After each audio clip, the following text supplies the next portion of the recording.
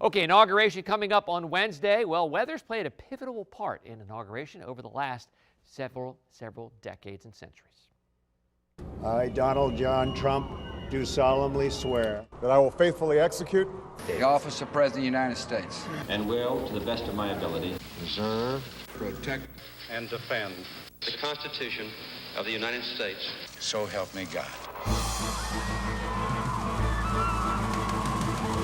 Inauguration Day currently takes place during the coldest time of the year here in the DMV, but the weather has varied wildly for the swearing in of our nation's presidents, especially when you consider the fact that Inauguration Day used to take place in early March.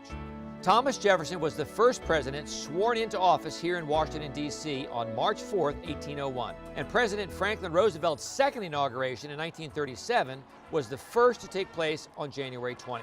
So let's take a look at some of the extreme weather that's taken place in D.C. on what we now know as Inauguration Day. We must act today in order to preserve tomorrow.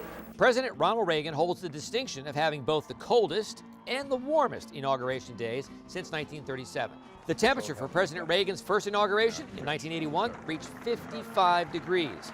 But it was a much different story 4 years later. In 1985, President Reagan was sworn in with an outside temperature of only 7 degrees. It was so cold, President Reagan's swearing-in ceremony was moved to inside the Capitol Rotunda. And the traditional inaugural parade down Constitution Avenue was also canceled and instead held indoors at the Capitol Center in Landover. Ask not what your country can do for you. Ask what you can do for your country. President John F. Kennedy's inauguration on January 20th, 1961 was one of the snowiest inaugurations.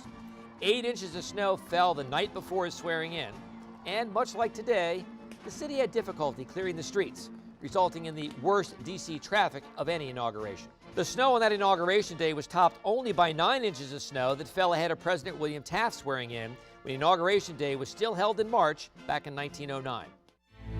Tragically, Inauguration Day weather is widely blamed for the death of a sitting president. On March 4, 1841, President William Harrison stood outside in a cold rain with no hat or coat for an hour and 40 minutes. He later caught pneumonia and died exactly a month later. Topper Shut, WSA 9.